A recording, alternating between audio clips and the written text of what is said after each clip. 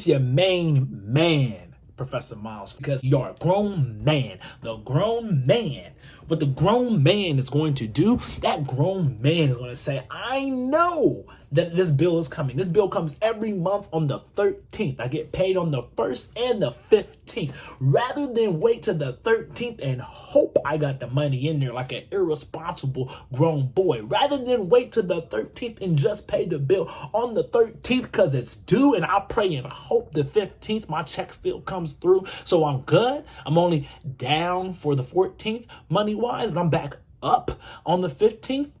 Like a man might do, a grown man says, I know this bill's coming on the 13th. I get paid on the 1st. You know what? On the 1st, I'm going to pay for all the bills I have between the 1st and the 15th. So when the 15th comes here, I'm not worried about how I do or do not have certain access to money. I have a budget that lets me know what I need to do.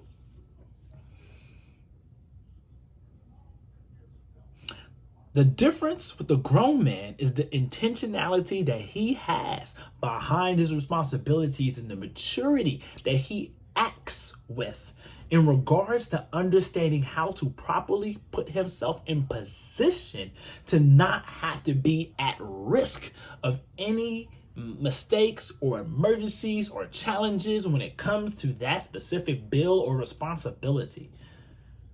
Now, how you do anything is how you do everything. So the grown man is handling his business for this one bill, but he's probably handling all his bills. As such, the man says, I'm going to address this bill in time, when I need to, but I might wait till the last actual possible day to do what I need to do because, I'm going to handle it. I'm going to do it. I'm a man. I'm going to handle mine. And you can say that. You're handling yours. Are you doing it intentionally and ahead of time with the level of maturity and responsibility that can actually invoke leadership from others like a grown man?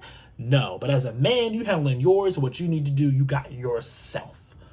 And a grown boy and adult male is going to miss the mark over and over again. Maybe you're good at paying your bills for 7 months, but guess what? That bill comes 12 months out the year. You're now at a 40% proficiency rate. A 60% proficiency rate in your ability to be able to pay your bills on time, which means I can't count on you. Now you're a man, and if you're a man, that means I can count on you. You hold yourself down, and you're going to do what you need to do for you. And I always know you're going to get yours. So I can count on you going to get yours. For me, that's like a role player in the NBA. You a man, but you ain't a grown man, right? The grown man is going to be that captain of the team. You might not be the franchise player, right?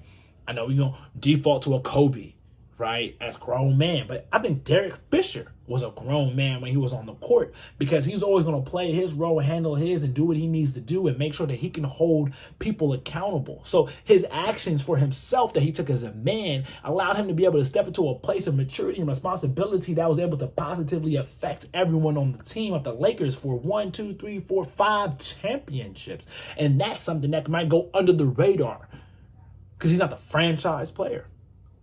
But the Oklahoma City Thunder recognized that and said, we need to be able to create a championship team. And they got Fisher and brought him into the team to OKC. And that's the year that OKC with Kevin Durant, James Harden, and Russell Westbrook went to the championship and had Derek Fisher on the bench just to help facilitate the mindset, the championship mindset, and his ability to be able to come in and hold people accountable was highly regarded because he was a grown man on the court versus the man who might just be a role player who's like, I'm gonna make my threes, I'm gonna play a little defense, but like, bruh, if you need me to get you a bucket in the fourth quarter with 2 minutes left, I ain't your guy. You can hit Fisher for the open three. He said, I'm gonna knock down an open three, first, second, third, or fourth quarter.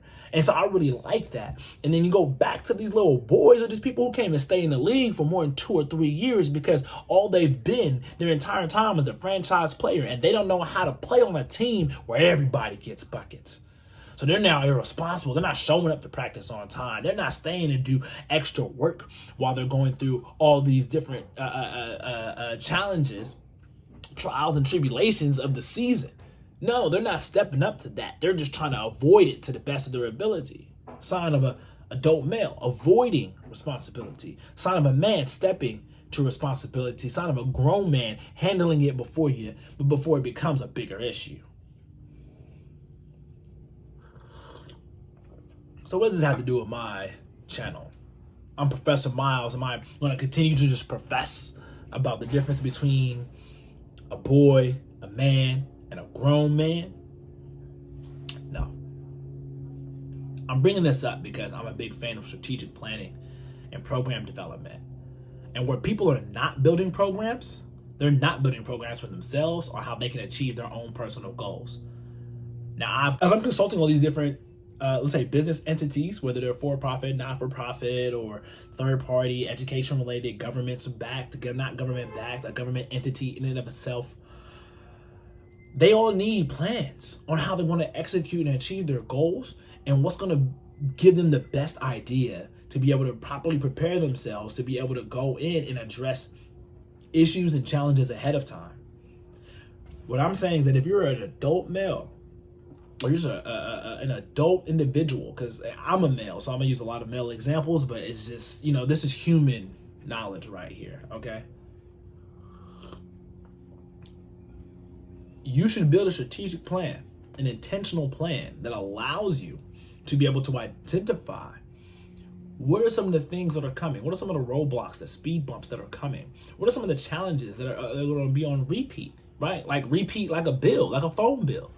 You have phone bills and then you have debt. Eventually that debt will be gone, but that phone bill won't be there every month. It ain't going nowhere.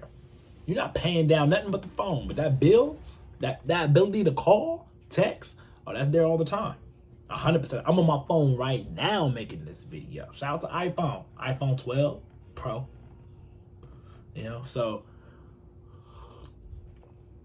I think it's imperative that you build a plan and you think about what your plan is going to be. Now, I hope with my YouTube channel, you'll learn how to build a plan with me. If I could build strategic plans for districts, businesses, government entities, and nonprofits, I've started to work with people to build plans for them personally. I did it when I was an advisor at Drexel University. I did it when I was a mentor for students who were in high schools in LA, like Laces and Crenshaw.